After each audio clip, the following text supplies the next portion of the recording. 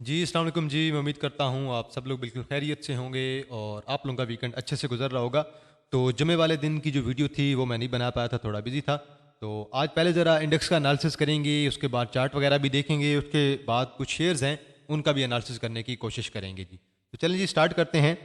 Market का ज़रा high देखें, तकरीबन जो है मार्केट का 72,000 का हाई बन रहा है और मार्केट ने जो क्लोजिंग दी है 71,900 पे दी है। मार्केट का लो देखें 70,671 और मार्केट ने तकरीबन जो है 1244 या 1250 पॉइंट के ऐड कर लिए हैं। मुकम्मल तौर पे बाइंग थी। वॉल्यूम की बात कीजिए 228 मिलियन का वॉल्यूम है। ओवरऑल फॉरेन इन्वेस्टर ने जो है वो मैं फिपिलिपी देख रहा था, अच्छी एंट्री डाली है। तो बहरहाल फॉरेन जब तक एंट्री ले रहे हैं ये तो बेहतर होगा हमारे लिए भी और हमारी स्टॉक मार्केट के लिए भी जी। बहरहाल वॉल्यूम जो है वो थोड़ा सा आज कम है, 228 मिलियन का वॉल्यूम है और एक्सपेक्टेड है कि आने वाले वीक्स में वॉल्यूम जो है वो इंक्रीज़ हो जाएगा। तो बहरहाल सऊदीया की तरफ से जो है वो मज़ीद इन्वेस्टमेंट आ रही है, यूएई की तरफ से इन्वेस्टमेंट आ रही है और मेरे ख्याल में अपकमिंग वीक में जो है वो सऊदीया से जो है वो कुछ कंपनीज़ की जो है वो मेंबर्स वगैरह भी आ रहे हैं, तो उनकी कमेटी आएगी तो मेरे ख्याल में मज़ीद जो है इन्वेस्टमेंट होगी। इसी तरह पीपीएल के अंदर, ओजीडीसी के अंदर आप लोगों को मूव नज़र आई होगी क्योंकि इन्वेस्टमेंट आ रही है हमारे ऑयल एंड गैस सेक्टर के अंदर और ऑयल एंड गैस सेक्टर के कुछ जो शेयर्स हैं वो जो हैं वो सेल आउट भी किए जा रहे हैं। देखिए जी, पीपीएल ने तकरीबन 7 रुपये ऐड किए थे, 26 मिलियन का वॉल्यूम था 124 पे। मैंने ये शायद 112-13 पे बाय करवाया था और मैंने कहा था कि 120 से ऊपर अगर क्लोजिंग देता है तो स्टॉप लॉस एडजस्ट कर लें, इससे ऊपर जा सकता है। अस्कोल को देखें दोबारा चल गया है, 26 मिलियन का वॉल्यूम है। एफसीसीएल को देखें दोबारा चल गया है, 19 मिलियन का वॉल्यूम है, तकरीबन 21.50 पे क्लोजिंग दी है। पाक इलेक्ट्रॉन थोड़ा सा पॉजिटिव है, 16 मिलियन का वॉल्यूम है। पाक इलेक्ट्रॉन जल्द ही 24-25 को टच कर सकता है। के इलेक्ट्रिक है जी, दोबारा पॉजिटिव हो गया, 16 मिलियन का वॉल्यूम है। ओजीडीसी को देखें 5-6 रुपये ऐड कर दिए, 16 मिलियन का वॉल्यूम है। पीआरएल को देखें दोबारा पॉजिटिव है, 14 मिलियन का वॉल्यूम है। डब्ल्यूटीएल को देखें साइडवे है, 13 मिलियन का वॉल्यूम था जी। एयरलिंक दोबारा पॉजिटिव हो गया, 3-4 रुपये ऐड कर दी हैं, 11 मिलियन का वॉल्यूम है। दंडेरा गाजी खान सीमेंट है, दोबारा पॉजिटिव हो गया, 80 पे पहुंच गया, 11 मिलियन का तकरीबन वॉल्यूम पड़ा है। तो पैनी शेयर जो थे आपके उनमें से भी कुछ ना कुछ चले होंगे, जैसे एसजीपीएल चला है जी आपका, एसजी पावर लिमिटेड है और सीएसआईएल था, ये मैंने बाय करवाया हुआ था, ये हमारा चल गया था उस दिन। तो बल पैनी की अपना जो होता है वो दिन होता है, पैनी का जब टाइम आता है तो वो चल जाते हैं। स्कोल भी चला पड़ा है आपका और के भी आप लोगों का चला पड़ा है और यहाँ से कुछ ऐसे पैनी होंगे जिनके अंदर वॉल्यूम भी नहीं होगा, वो डाउन भी होंगे। तो यहाँ पे आप लोग देख सकते हैं एक ESPL है, इस पर वॉल्यूम कुछ है, बाकी तो वॉल्यूम ओवरऑल जो है वो कम ही है। आगे चलते हैं जी और देखते हैं कि सर्किट ब्रेकर्स आज हमें क्या कहते हैं। अपर कैप के अंदर कुछ होना चाहिए अच्छा खासा हमारे पास और लोअर कैप में शायद ही कुछ हो। अपर कैप में जी हमारे पास BCL है, बुलान कास्टिंग है और देन हमारे पास GL है, बड़ी अच्छी बात है। देन गनी वाले हैं, देन हाइनो है, देन खैबर टोबैको कंपनी है, देन निशार चुनियम पावर लिमिटेड है और देन हमारे पास थट्टा सीमेंट कंपनी लिमिटेड है, SMCPL है, इसे भी आप लोग देख लीजिएगा। देखते हैं जी लोअर लाख हमें क्या कहता है। लोअर लाख में शायद ही कोई शेयर हो, बिल्कुल लोअर लाख में हमारे पास कुछ भी नहीं है क्योंकि वॉल्यूम वाला हमें जो है लोअर कैप में कुछ शेयर भी नजर नहीं आ रहा। तो 1200 पॉइंट ऐड किए हैं जब मार्केट ने, तो फिर लोअर कैप में कुछ भी नहीं होने वाला, बिल्कुल ऐसे ही होना चाहिए। देखिए जी हमें पहिया क्या कहता है। कमर्शियल बैंक्स आपके ऑलमोस्ट चले पड़े हैं, HBL, बैंक अल-फलाह और 2-3 छोटे बैंक्स को छोड़ के बाकी सारे आपके चले पड़े हैं। फर्टिलाइजर आपका सारे का सारा पॉजिटिव है, FFC, Engro, effort, oil and gas सारा पॉजिटिव है, OGDC, PPL, माड़ी, POL, सीमेंट आपका सारा पॉजिटिव है, पावर जनरेशन सारा पॉजिटिव है। टेक्नोलॉजी में TRG से दूर रहें, सिस्टम ठीक है फिर भी बेहतर है। ऑयल एंड गैस में PSO पॉजिटिव है, ऑटोमोबाइल में मिलर ट्रैक्टर पॉजिटिव है, फूड आपका पॉजिटिव है, इन्वेस्टमेंट बैंक में दाऊद वाले पॉजिटिव है, फार्मा सारा पॉजिटिव है, केमिकल टेक्सटाइल आप लोगों का सारा पॉजिटिव है। आगे चलते हैं जी, देखते हैं किसने कितने पॉइंट ऐड किए हैं। PPL ने ऐड किए 187 पॉइंट, हब ने तकरीबन 113, OGDC ने 109, बैंक अल-बीब ने 97, दाऊद वालों ने तकरीबन 85, माड़ी ने 62 ऐड किए हैं, मिजान बैंक ने 53 ऐड किए हैं, FFC ने 52 ऐड किए हैं, MCB ने 49 किए हैं और UBL ने तकरीबन 37 पॉइंट्स ऐड किए हैं। ऑयल एंड गैस लीड कर रहा है आप लोगों का और उसके बाद बैंक, UBL, MCB, मिजान बैंक और यहाँ पे बैंक अल-हबीब, दाऊद, ये आपके सारे बैंक्स के आगे हैं। PPL, OGDC आपके ऑयल एंड गैस सेक्टर के आगे हैं, हब आपका पावर सेक्टर का आ गया, FFC सिर्फ जो है वो आपका सिर्फ आ गया जी फर्टिलाइजर सेक्टर में से।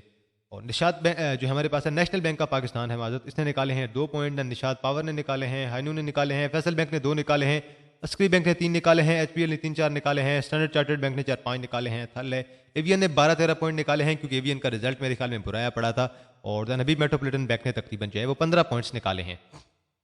आगे चलते हैं जी, देखते हैं इंडेक्स हमें क्या कहता है, चार्ट हमें क्या कहता है। तो 3 लगातार कैंडल्स के बाद हमें एक रेड कैंडल पड़ी है, वॉल्यूम भी ठीक है, बेहतर था, लेकिन इससे पहले हमारे पास अगर वॉल्यूम देखिए, पिछली कैंडल थी जो हमारे पास, उसमें वॉल्यूम था 225 का जुमरात वाले दिन और उससे पहले हमारे पास वॉल्यूम था 232, उससे पहले वॉल्यूम था 281 और अभी जो हमारे पास वॉल्यूम पड़ा है 227, तकरीबन जो है वो सबसे कम ही वॉल्यूम पड़ा है आखिरी 5-6 कैंडल्स में से। लेकिन कैंडल अच्छी थी क्योंकि एक मोमेंटम कैंडल दिख रही है, बड़ी ग्रीन कैंडल है। एक्सपेक्टेड है कि अब इंडेक्स बता रहे हैं कि मजीद इंडेक्स ऊपर जा सकता है।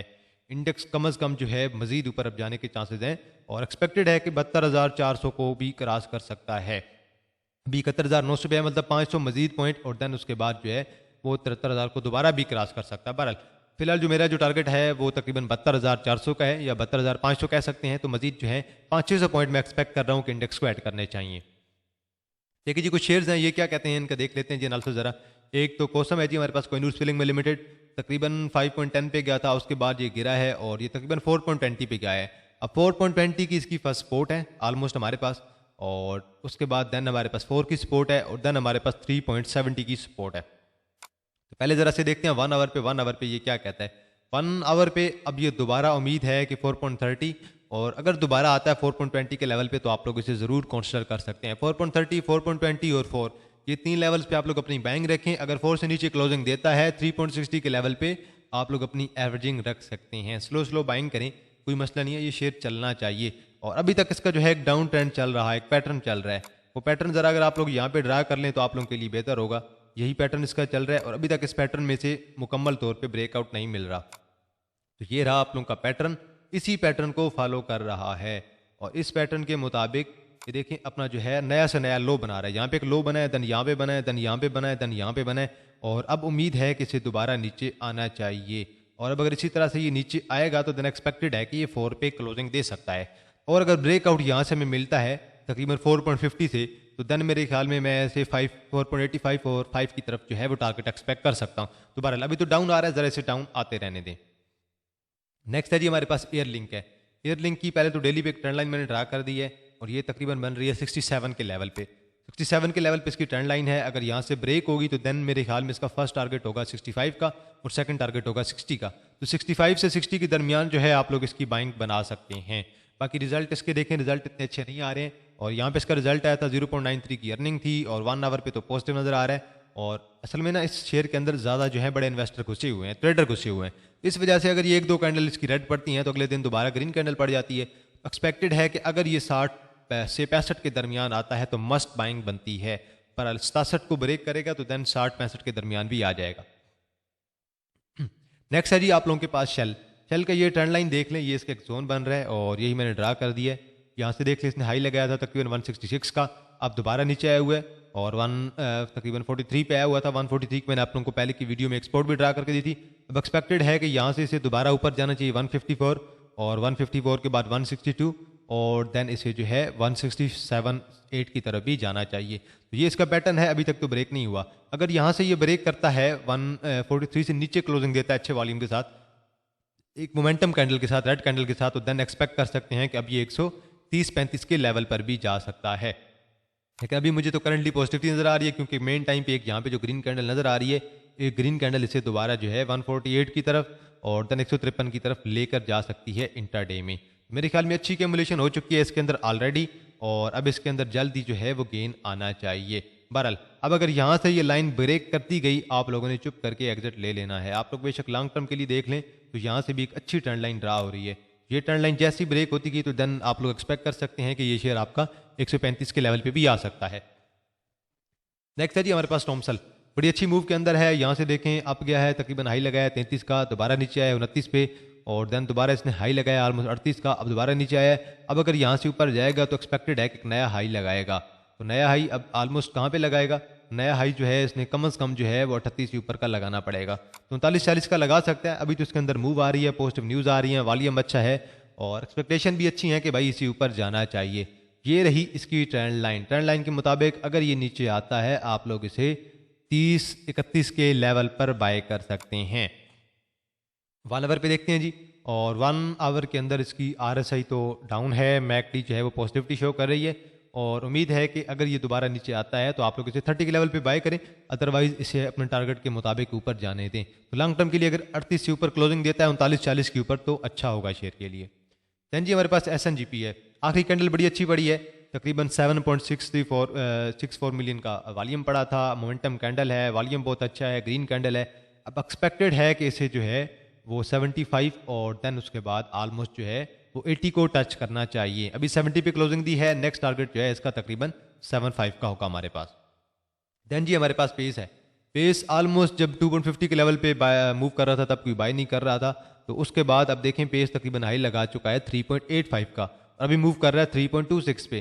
तो बेशक आप लोग 1 आवर की बेस पे से बाय कर सकते हैं, लेकिन आप लोगों को प्रॉपर स्टॉप लॉस यूज़ करना पड़ेगा, क्योंकि अगर मार्केट कुछ पॉइंट लूज करेगी ये शेयर आप लोगों को सीधा 3.10 पे नजर आएगा, और अगर 3.10 ब्रेक करेगा तो देन सीधा आप लोगों को ये तकरीबन शेयर जो है 2.72 पे नजर आएगा।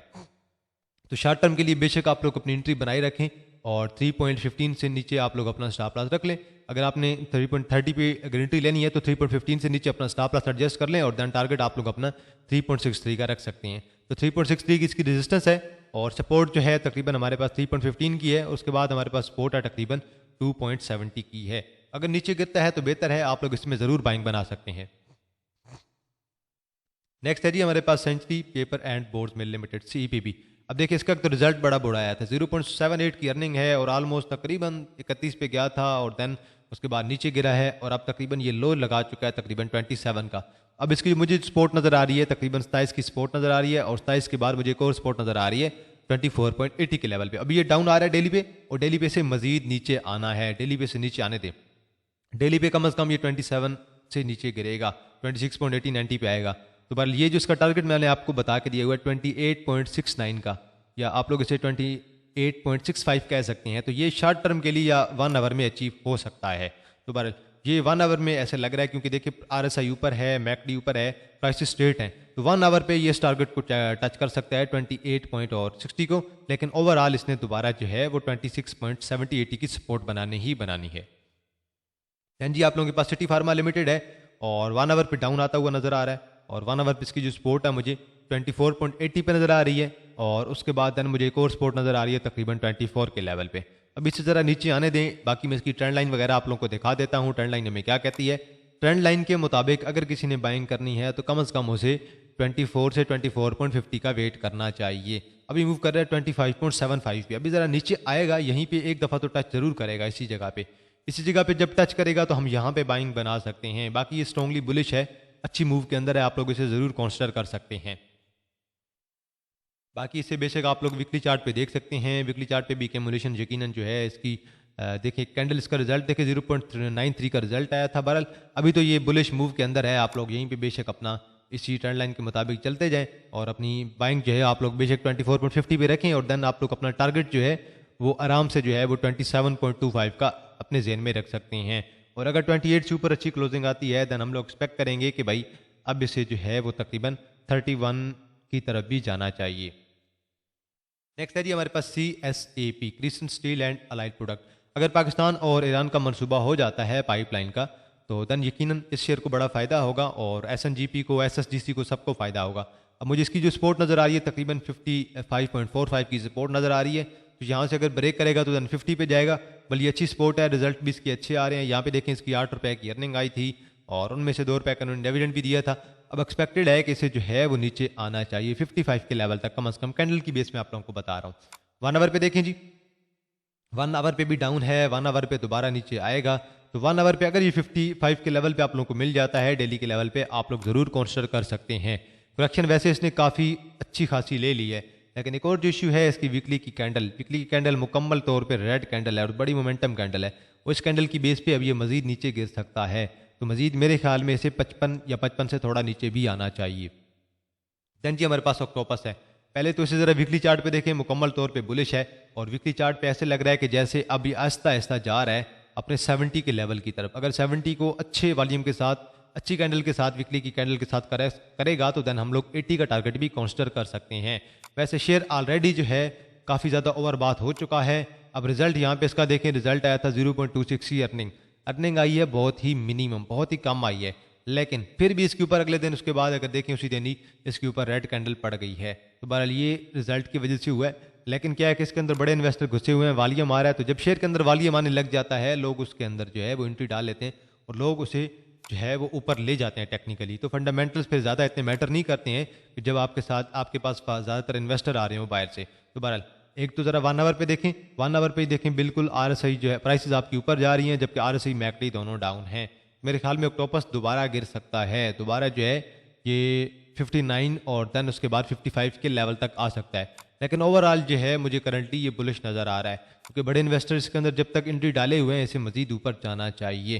तो बहरहाल अगर ये क्लोजिंग देता है 55 से नीचे तो आप लोग अपना स्टॉप लॉस एडजस्ट कर सकते हैं, और आपने जो टारगेट रखना है अपना 70 का रखना है, लेकिन प्रॉपर स्टॉप लॉस के साथ। अभी 62 पे मूव कर रहे हैं, तो अगर ये 55 से नीचे क्लोजिंग देगा बड़ी कैंडल के साथ, आप लोगों ने चुप करके अपना स्टॉप लॉस लगा के एग्जिट कर लेना है। तो आज के लिए इतना है जी।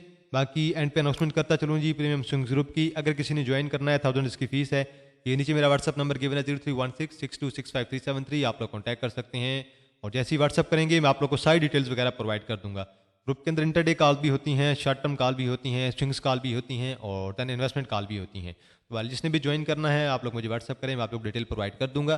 तो हमें भी अक्सर जो है हमारा भी स्टॉप लॉस हिट हो जाता है, क्योंकि स्टॉप लॉस जो होता है वो आपके मार्केट का या बिजनेस का हिस्सा होता है।